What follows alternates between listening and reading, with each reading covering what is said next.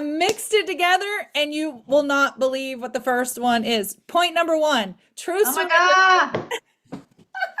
She I sees just it. read it. I just read it right now. True surrender isn't losing control, it's trusting the one who's in control. And guess what the scripture is? Day two's verse, which is from our Proverbs challenge. 3:5-6. Yes, Proverbs 3 5 through 6. Trust in the Lord with all your heart and lean not on your own understanding. In all your ways, submit to him, and he will make your paths straight. Now, I did see at the bottom, and that's the NIV version. I didn't yet look at the King James or the New King James. Cheryl, if you want to pull that one up, that would be cool. Okay.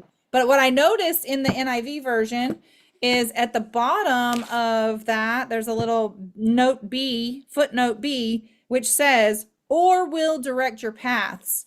And so, what is making your path straight? Some people take that as like easy, like no road bumps and like, oh, it's all going to be glorious and grand. No, but it's not losing control.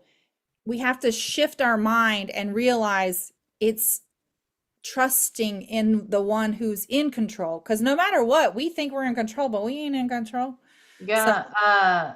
And New King James says, he shall direct your paths. And okay. that goes along the lines of like letting him direct your next step. I think that's kind of been highlighted. Like he will light the path in front of you. I think of like a foggy day and or night, foggy night.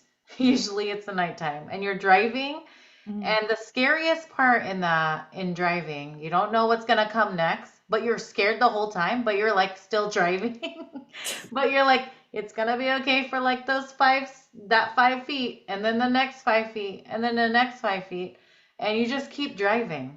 But you're like, it's that fear, like right there, that feeling of Yes. fear, but you're still driving.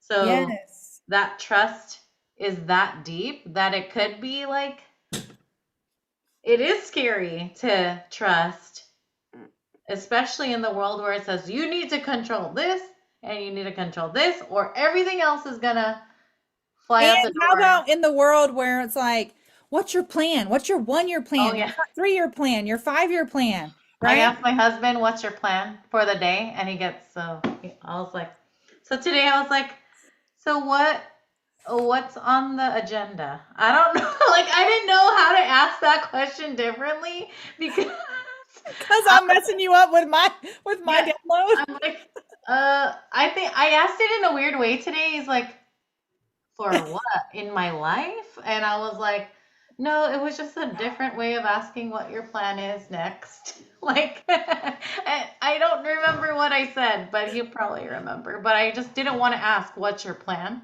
Because you Because didn't I want it to know that sound it's off. like, it freaks him out. Yes. So, yeah. But yeah, so we live in this world where like it's expected that we'll have a vision, a plan, a goal, like something we're striving toward. And Cheryl and I were talking about this today.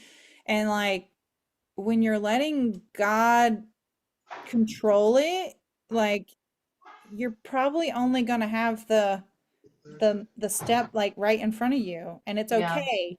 And then also we know when we actually do let go of the control, we get the peace that surpasses understanding. Like, and I Yes. found, where did I find the other one? Yes, Second Corinthians. Yeah. Yes. Second Corinthians yesterday. Let me find it real quick because it's talked about Second Corinthians. This is totally off script, you guys. Second Corinthians 5:13. How funny is it, those numbers? That was my husband's. Anyway, okay.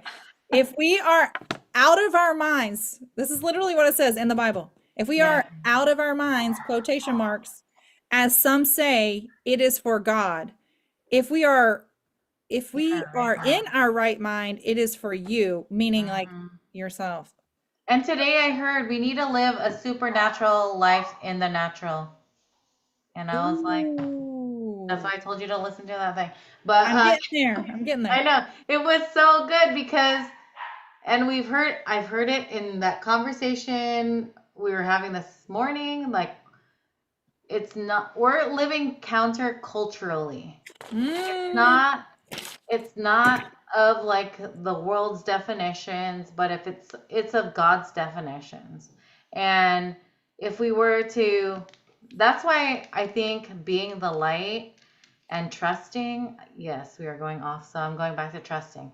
But trusting that God will provide every step, then you'll keep driving, right? You'll keep driving in the fog and you'll be like, okay, I'm just driving in the fog because I know I'm going to get to my destination because I know it's there.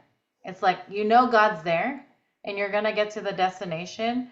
So like you get to move forward. And the revelation today was that he let me let go of the struggle. And it straight up says, let go, the struggle is not real. Like people always say hashtag the struggle is real. And we've said that in our podcast. And today he's like, get rid of the struggle. Like that is not real. Because does God, like even in that fog and you're driving, the only struggle you're having is internal and you're still driving forward because you know you're Yeah. going to get to your destination. Think about how much trust, even not in fog,